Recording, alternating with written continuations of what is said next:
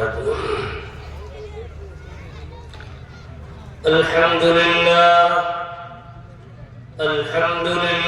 نحمده ونستعينه ونستغفره ونؤمن به ونتوكل عليه ونعوذ بالله من شرور أنفسنا ومن سيئات أعمالنا من يهده الله فلا مضل له ومن يضلله فلا هادي له ونشهد أن لا إله إلا الله وحده لا شريك له ونشهد أن سيدنا ومولانا محمدا عبده ورسوله صلى الله عليه وعلى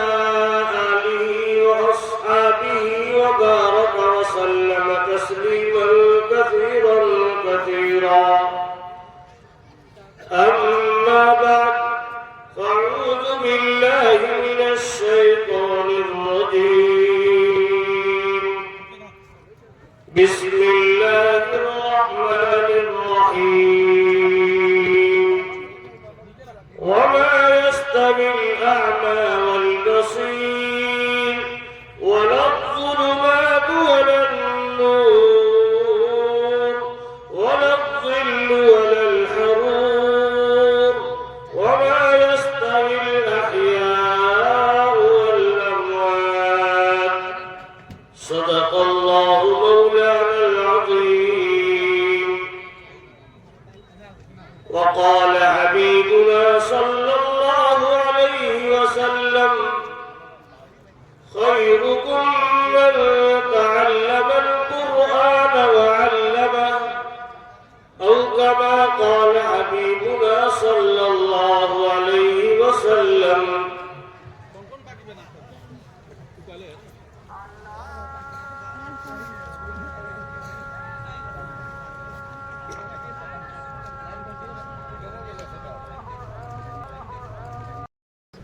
اسٹیج پر رونق افروز حضرات علماء کرام، دانشوران قوم و ملت اور حاضرین با تمکین، آج روہتاٹ ضلع نیپال کی ایک بستی جنگڑیا کے اندر مجھ حقیر کی حاضری ہوئی۔ رفیق مکرم حضرت قاری معراج عالم صاحب عرفانی دامت برکاتہم، ان کی پرخلوص دعوت پر مدرسہ تجوید القرآن خیروہ مشرقی چمپارن سے ایک قافلہ کی شکل میں 3-4 افراد پر مشتمل قافلے کی شکل میں حاضری آج مجھے بڑی مسرت ہو رہی ہے، خاص طور سے آپ کی اس بستی میں آ کر اور ایک ایسا روحانی دلکش دل پذیر ادارہ جامعۃ المؤمنات کی شکل میں۔ جامعۃ المؤمنات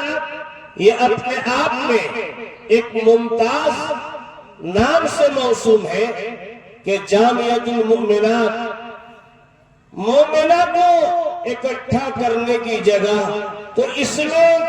وہ مومنہ یہاں پر آئی ہوئی ہے جن کے اندر طلب علم کا جذبہ ہے، حصول علم دین کی فکر ہے۔ انہوں نے اس ادارہ جامعۃ المؤمنات جنگڑیا کے اندر اپنا داخلہ لیا اور اپنے ایمانی اور روحانی خوراک اور غذا حاصل کر رہی وہ طالبہ، اور جنہوں نے اپنی علمی تشنگی کو بجھایا ہے، آج ان کے سروں پر رضا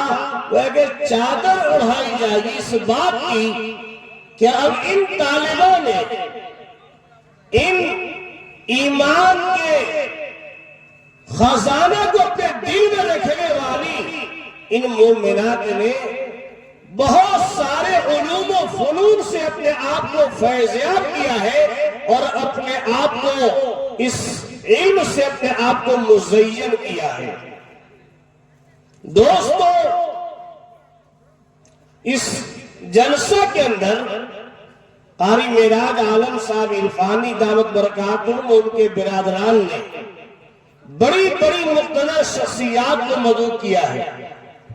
میں سمجھتا ہوں کہ نیپال کے اندر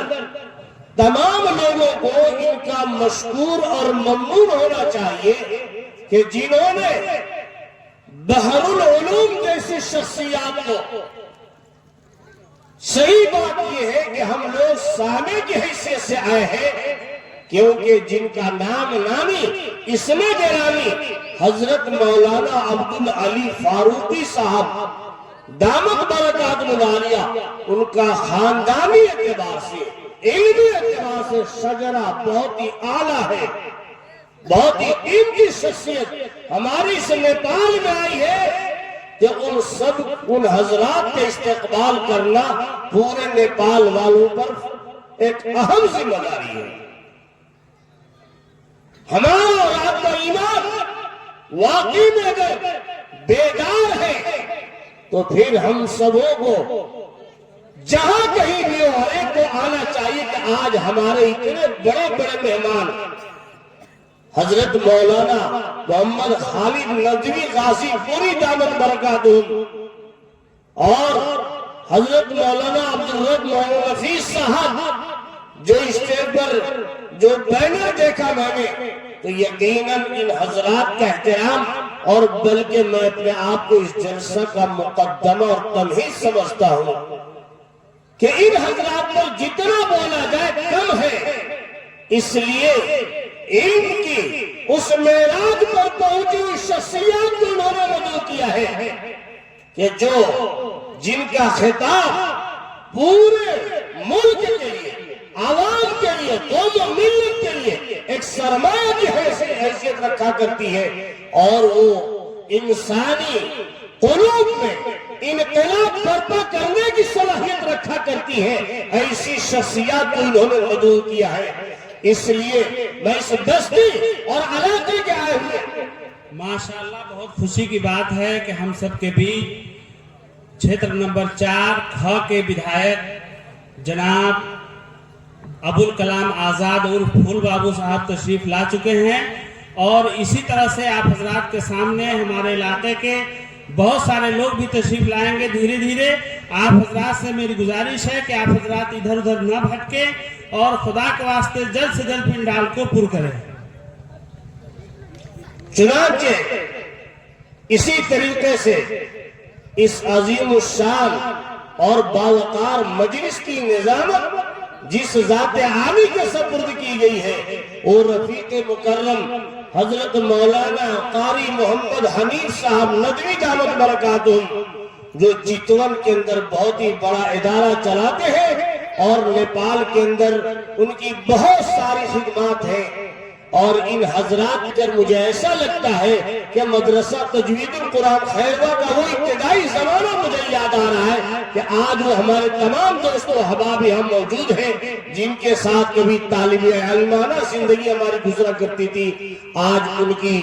کامیاب اور مقبول ترین شخصیت اور ان کی خدمات کو میں آج دیکھتا ہوں، سنتا ہوں تو یقیناً بڑی خوشی ہوتی ہے، اور اس ادارہ کے اندر میری حاضری ہو چکی ہے، اس ادارہ کو دیکھا بھی ہے، وہاں کے طلبہ کا امتحان بھی لینے کا موقع ملا، اس لیے میں اس برملا یہاں پر میں اس جلسہ سے اس بات کا اعلان کرتا ہوں کہ الحمدللہ نیپال کے لیے وہ ادارہ بہت ہی گراں قدر علمی سرمایہ ہے اور علمی تحفہ انہوں نے دیا ہے، اور جس پروگرام میں ہم اور آپ سب شریک ہیں اس ادارہ کے لیے بھی بڑی ان کی خدمات ہیں جن کو اختر جانتا ہے۔ میرے دوستوں اور بزرگوں، بہرحال یہ جو کچھ بھی یہ پروگرام سجایا گیا ہے وہ ایک بنیاد ہے، ایک سبب ہے، وہ کہ چند طالبات میں نے بینر پر دیکھا کم از کم 10 طالبات ہیں جنہوں نے عالمیت کی کی سند حاصل کرنے کا تمغہ حاصل کیا، شرف حاصل کیا،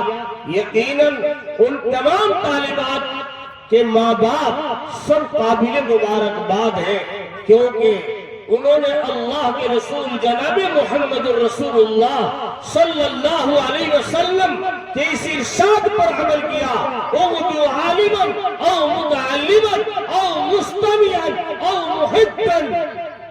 فلا تکن الخامس۔ اس کا بہترین عملی تفسیر بن کر وہ آ رہی ہے اور امت کی خدمت انجام دے گی۔ امت مسلمہ جو بہت ارتداد کی راہ اختیار کر چکی ہے، ہماری ماں بہنیں علم دین سے ناآشنا ہونے کی بنیاد پر اگر مرد دیندار ہے بھی تو دین ہمارا گھر کے باہر ہے، گھر کے اندر دین جائے گا تب ہم مضبوط ہوں گے۔ ان کے لیے انہوں نے یہ قدم اٹھایا اور یقیناً ان کے ماں باپ کو، محلے والے کو اور اس ادارہ کے ذمہ داران کو جتنی مبارکباد دی جائے کم ہے۔ یہ الگ بات ہے کہ بہت سے لوگ یہ سمجھے کہ ارے بھائی یہ مدرسے کیا ہے، یہ عورتوں کے لیے، لڑکیوں کے لیے، نسواں کے لیے تعلیم کا انتظام کیا، کون بڑا کام کیا ہے۔ لیکن دوستو ایسا نہیں، یہ ایمان کا ایک بہترین قلعہ ہے جو ہمارے اور آپ کے ایمان کو محفوظ رکھنے کا ایک ذریعہ ہے۔ ہمارے ایمان کی نشر و اشاعت کا یہ سبب یہ ادارے ہیں، اس لیے ان مدارس کو کمتر نہ سمجھیں۔ یہ مدارس ہمارے دل کے لیے قیمتی تحفہ ہے اور ہم کو ان کی قدر کرنا چاہیے، کیونکہ یہ جن علماء کا خطاب ہمیں اور آپ کو سننا ہے اور جن بچیوں کو آپ نے سند عالمیت اور رداء عالمیت کو آپ دیکھیں گے، وہ سب منظر ان مدارس کا دین ہے۔ بڑا بڑا کوئی کچھ نہیں بنا، اگر علم دین اگر نہ ہوتا تو یہ پروگرام نہ ہوتا اور آج مقتدر شخصیات کا آپ کو اور ہم کو دیکھنے کا موقع نہیں ملتا۔ یہ سب مرہون منت ہے، یہ سب فیضان ہے مدارس اسلامیہ کا۔ اس لیے اے مسلمانوں، اے میری ماں بہنوں، غور سے سنو کہ ان مدارس کو اپنے دل میں جگہ دینا، ان مدارس کا احترام کرنا، ان سے محبت رکھنا، یہ ایمان کا حصہ ہے۔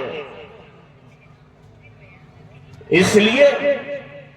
آج آپ اپنی نظر اٹھا کر دنیا میں دیکھ لیجیے کہ اگر دین کی خدمت جس انداز میں بھی ہو، اگر یہ زیادہ نمایاں نظر آ رہا ہے، ہمارے سروں پہ جو ٹوپیاں ہیں، ہمارے چہرے پہ جو داڑیاں ہیں، یہ سب انہی مدارس کا فیض ہے۔ اس لیے مدارس سے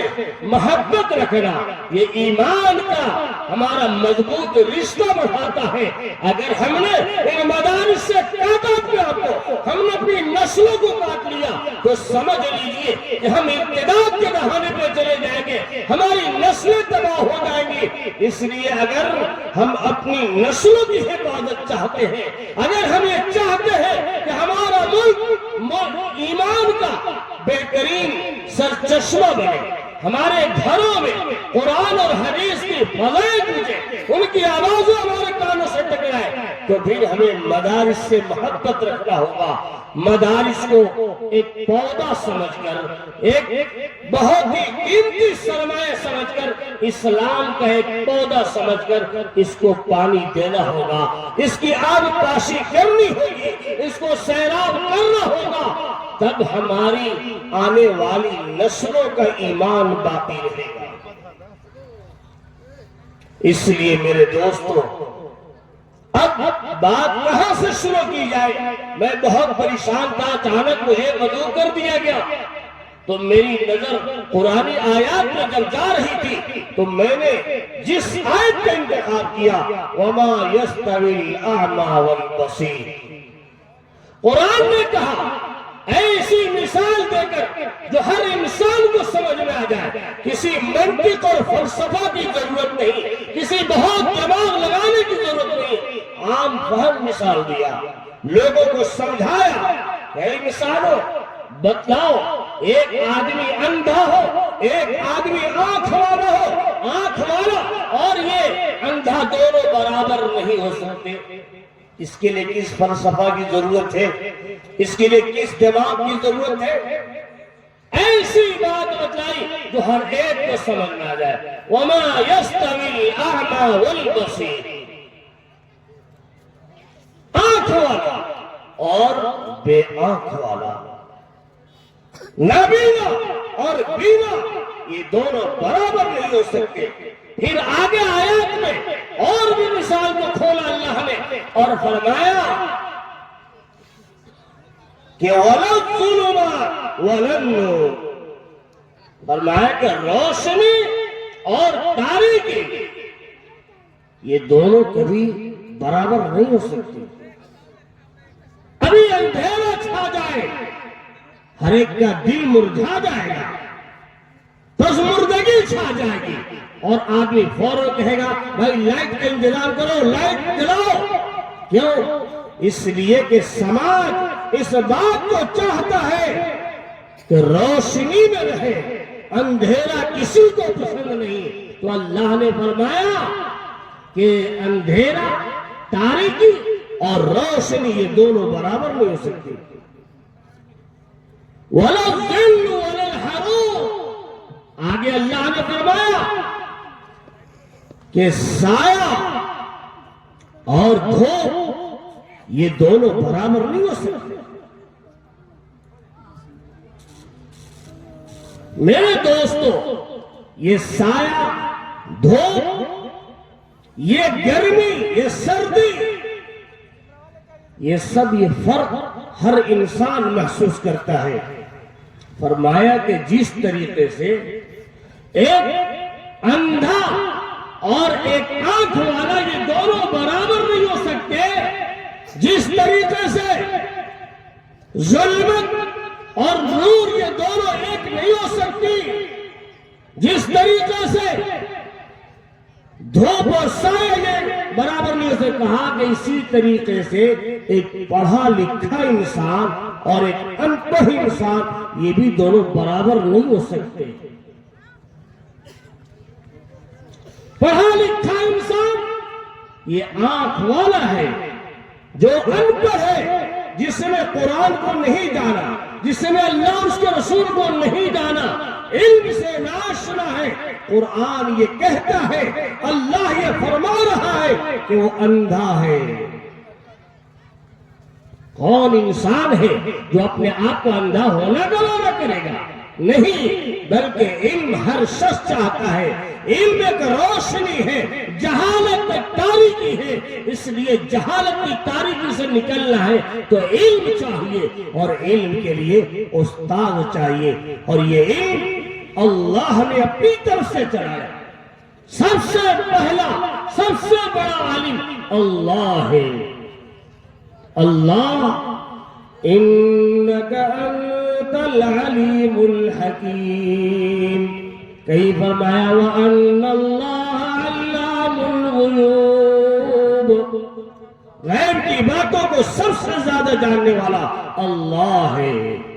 اسی علم سے تھوڑا سا حصہ اس دنیا میں آیا۔ کیسے آیا؟ آقا و مولا جناب محمد الرسول اللہ صلی اللہ علیہ وسلم کے ذریعے سے یہ علم آیا اور قوم میں تقسیم ہوا، تو وہ طبقہ سماج کا جو گیلا ہوا سمجھا جاتا تھا، اس کو آقا و مولا جناب محمد الرسول اللہ صلی اللہ علیہ وسلم نے علم کی بنیاد پر اس کو اوج سریا پہ پہنچا دیا، بلندی پہ پہنچا دیا۔ وہ سماج، وہ طبقہ جس کو سب سے کمتر سمجھا جاتا تھا، اللہ کے رسول صلی اللہ علیہ وسلم نے اس علم کے ذریعے سے، تربیت کے ذریعے سے ان کو کیا بنا دیا؟ اصحابی کا نجوم بنا دیا۔ ان صحابہ کو کہا کہ یہ صحابہ میرے ستارے کے مانند مانند ہے. یہ صحابہ وہ ہے، ان کی وہ مقدس ہستی ہے کہ جو ان سے ملے گا، جو ان سے رابطہ رکھے گا، جو ان سے قریب ہوگا، فَبِأَيِّهِمْ اِقْتَدَيْتُمْ اِهْتَدَيْتُمْ، وہ صحابہ سے قریب ہو کر وہ بھی ہدایت یاب ہو جائے گا، وہ بھی کامیاب پا جائے گا، وہ بھی راہ یاب ہو جائے گا. اس لیے میرے دوستو علم بہت ضروری ہے، اور ہماری اور آپ کی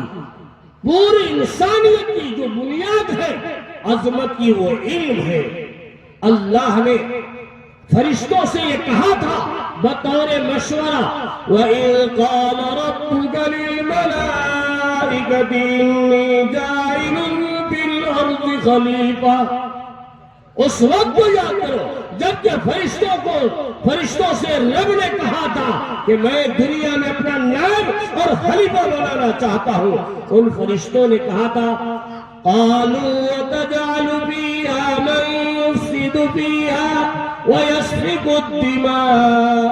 وَنَحْنُ نُسَبِّحُ بِحَمْدِكَ وَنُقَدِّسُ لَكَ. یہ کہا تھا کہ اے اللہ آپ اس جماعت کو تیار کیجئے گا، جو جماعت، جو انسانوں کا طبقہ اس کا کام یہ ہوگا کہ دنیا میں خون پھیلائے گا، فساد پھیلائے گا، اور آپ کی تسبیح کے لیے، تقدیس کے لیے، آپ کی بزرگی بیان کرنے کے لیے تو ہم ہیں. تو اللہ نے وہاں پر لکھا قال انی اعلم ما لا تعلمون. اللہ نے فرمایا کہ بے شک میں زیادہ جانتا ہوں جو تم نہیں جانتے. یہاں بھی اللہ نے اپنے علم میں برتری کو ثابت کیا، کہا کہ میں زیادہ جانتا ہوں. اس لیے میرے دوستو اللہ تعالیٰ نے فوراً فرشتوں کے درمیان اور انسانوں کے درمیان کون ہے بہتر، اللہ نے دونوں کے درمیان تطبیق دیا، کیسے مقابلہ کرا دیا. وَعَلَّمَ آدَمَ الْأَسْمَاءَ كُلَّهَا ثُمَّ عَرَضَهُمْ عَلَى الْمَلَائِكَةِ فَقَالَ أَنبِئُونِي بِأَسْمَاءِ هَؤُلَاءِ إِن كُنتُمْ صَادِقِينَ. آدم علیہ السلام کو اللہ نے ان تمام چیزوں کا علم دیا، کلہا، تمام چیزوں کا. پھر اس کو فرشتوں پر پیش کیا اور کہا کہ اگر تم اس دعویٰ میں سچے ہو تو ذرا تم اس کو ثبوت پیش کرو.